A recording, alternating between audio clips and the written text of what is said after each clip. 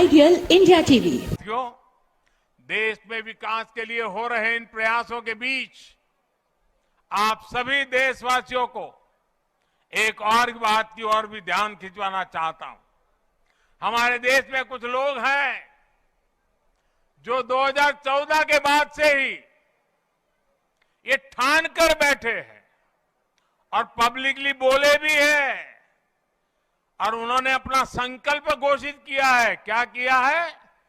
उन्होंने अपना संकल्प घोषित किया है, हम मोदी की छवि को धूमिल करके रहेंगे।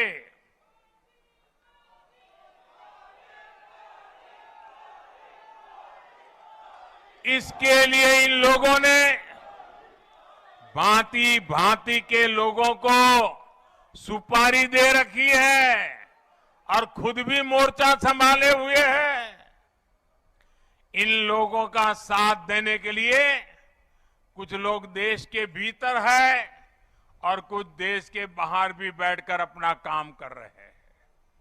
ये लोग लगातार कोशिश करते रहे हैं कि किसी तरह मोदी की इमेज को धूमिल कर दें, लेकिन आज भारत के गरीब, भारत का मध्यम वर्ग, भारत के आदिवासी, भारत के दलित, पिछड़े, हर भारतीय आज मोदी का सुरक्षा कवच बना हुआ है।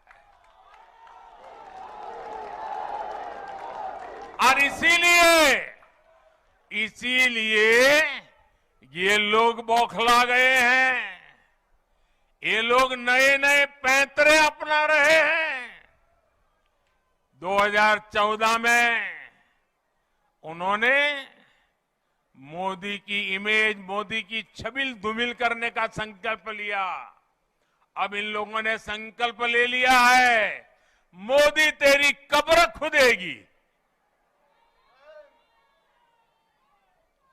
इनकी साजिशों के बीच आपको, हर देशवासी को देश के विकास पर ध्यान देना है, राष्ट्र निर्माण पर ध्यान देना है।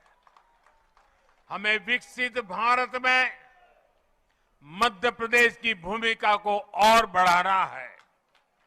ये नई वंदे भारत एक्सप्रेस इसी संकल्प का ही एक हिस्सा है।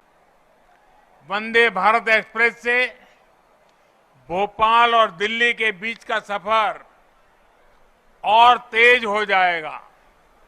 ये ट्रेन प्रोफेशनल्स के लिए, नौजवानों के लिए, कारोबारियों के लिए नई सुविधा लेकर के आएगी। साथियों, ये आयोजन जिस आधुनिक और भव्य रानी कमलापति स्टेशन पर हो रहा है, उसका लोकार्पण करने का सौभाग्य भी आप सबने मुझे दिया था। आज मुझे यहीं से दिल्ली के लिए भारत की आधुनिकतम वंदे भारत ट्रेन को रवाना करने का आपने अवसर दिया है। रेलवे के इतिहास में कभी बहुत कम ऐसा हुआ होगा कि एक ही स्टेशन पर इतने कम अंतराल में किसी प्रधानमंत्री का दोबारा आना हुआ हो।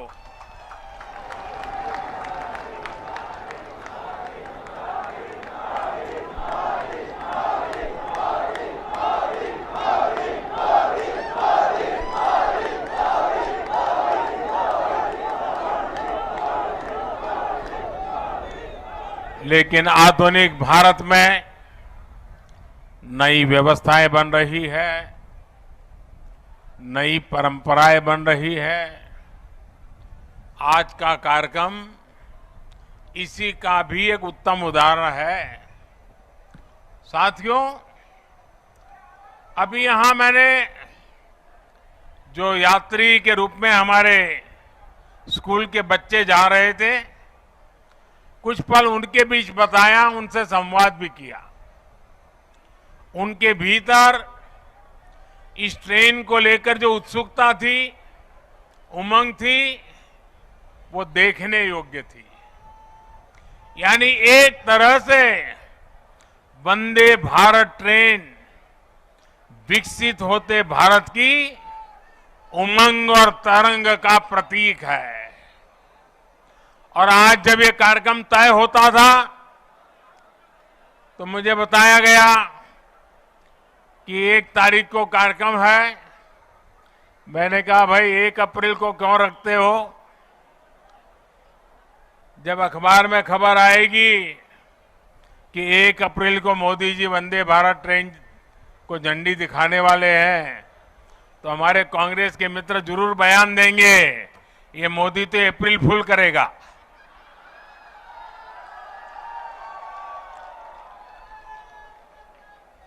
लेकिन आप देखते हैं 1 अप्रैल को ही ये ट्रेन चल पड़ी है। साथियों, ये हमारे कौशल, हमारे सामर्थ्य, हमारे आत्मविश्वास का भी प्रतीक है। और भोपाल आने वाली ये ट्रेन तो पर्यटन को सबसे ज्यादा मदद करने वाली है।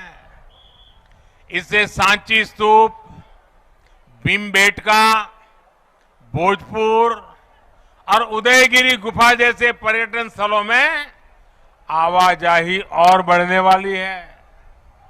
और आपको पता है कि पर्यटन बढ़ता है तो रोजगार के अनेक अवसर बढ़ने लग जाते हैं, लोगों की आय भी बढ़ती है।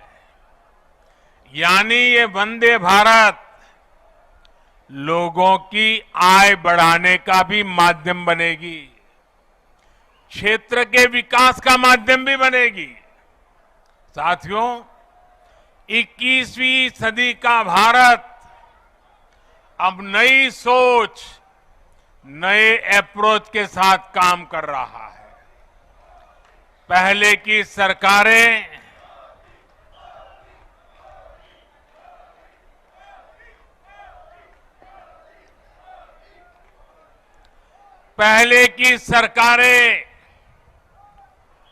तुष्टीकरण में ही इतना व्यस्त रही कि देशवासियों के संतुष्टीकरण पर उनका ध्यान ही नहीं गया। वे वोट बैंक के तुष्टीकरण में जुटे हुए थे। हम देशवासियों के संतुष्टीकरण में समर्पित है। पहले की सरकारों में एक और बात पर बड़ा जोर रहा, वो देश के एक ही परिवार को देश का प्रथम परिवार मानती रही। देश के गरीब परिवार, देश के मध्यम वर्गीय परिवार, उन्होंने अपने हाल पर ही छोड़ दिया था। इन परिवारों की आशाएं, अपेक्षाएं, उन्हें पूछने वाला ही कोई नहीं था। इसका जीता जागता उदाहरण रही है हमारी भारतीय रेल। भारतीय रेलवे दरअसल सामान्य भारतीय परिवार की सवारी है। माता, पिता, बच्चे, दादा, दादी, नाना, नानी, सबको इकट्ठे जाना हो तो दशकों से लोगों का सबसे बड़ा साधन रेल रही है। क्या सामान्य भारतीय परिवार की इस सवारी को समय के साथ आधुनिक नहीं किया जाना चाहिए था? क्या रेलवे को ऐसे ही बदहाल छोड़ देना सही था? साथियों, आजादी के बाद भारत को एक बना। आइडियल इंडिया टीवी, हर खबर बेफिक्र। Subscribe now.